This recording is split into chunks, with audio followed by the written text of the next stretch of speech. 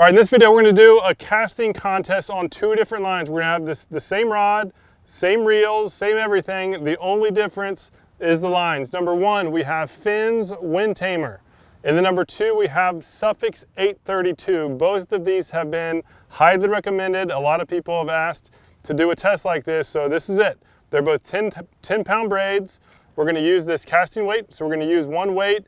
And based on recommendation from a member is that we're going to use 1 rod. That way, just in case the blank is a little bit different, even if it's the same manufacturer and everything, 1 rod, 1 blank.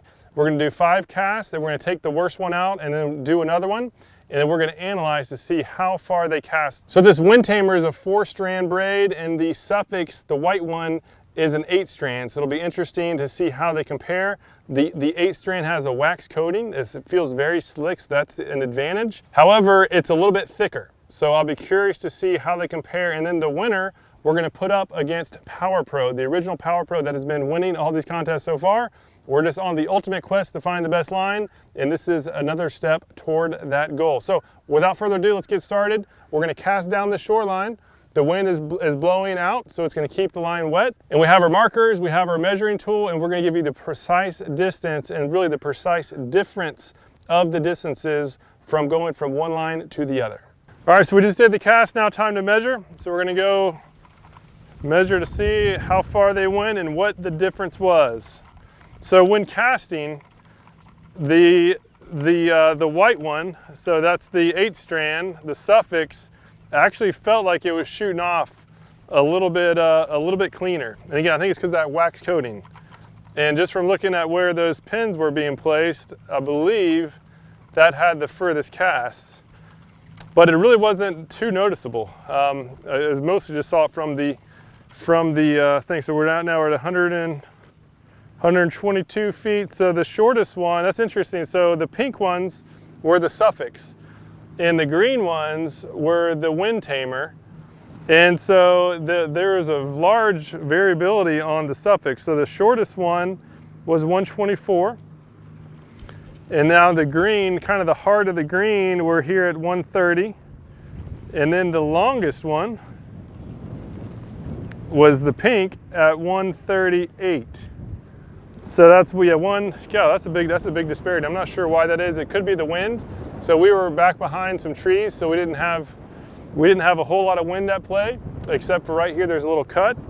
But that is interesting. So on average, I mean, if we're just looking at the average mark, which is what we should be looking at, I would almost say it's about a wash. And for whatever reason, the Windtamer was just more consistent. And so the interesting thing is with those 8-strand wax lines, they usually do really good on day 1 test, which is right now we're day 1. I literally just spooled them up this morning. And once that wax wears off, it really hurts the castability.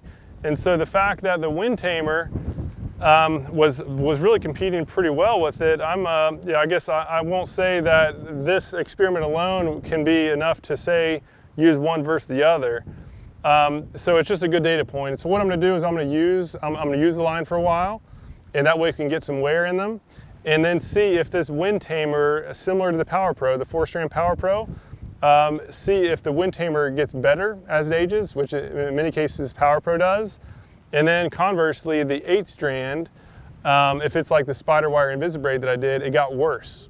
And so I'll be doing some, obviously I'll be keeping track of that. So we're gonna use them for a while. We're gonna repeat this test, and we'll report you the findings. I just wanted to just go ahead and publish this content just so that you can see what we're doing. And if you have any questions, of course, let me know.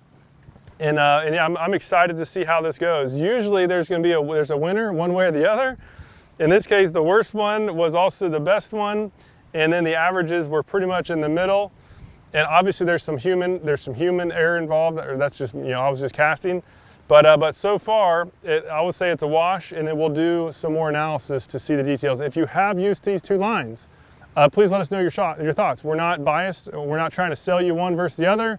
This is literally just just a big quest to find the best lines out there for our inshore fishing needs. So if you have used these before, I'd love to hear your feedback, whether it's overly good or overly bad. We're not going to take it down. And once I do the updated test, I'll put the video on the same post, and we'll of course be sending the email out to all subscribers. So yeah, thank you so much for your time and watching this video. If you're new to Salt Strong, just know that we're the online fishing club that'll help you catch more fish than ever before while saving money on all the tackle you need. To learn more, go to saltstrong.com. Otherwise, hope to see you again soon. There's something about the water that'll give you peace, all by yourself or with your family. Live Salt Strong and wear the line today.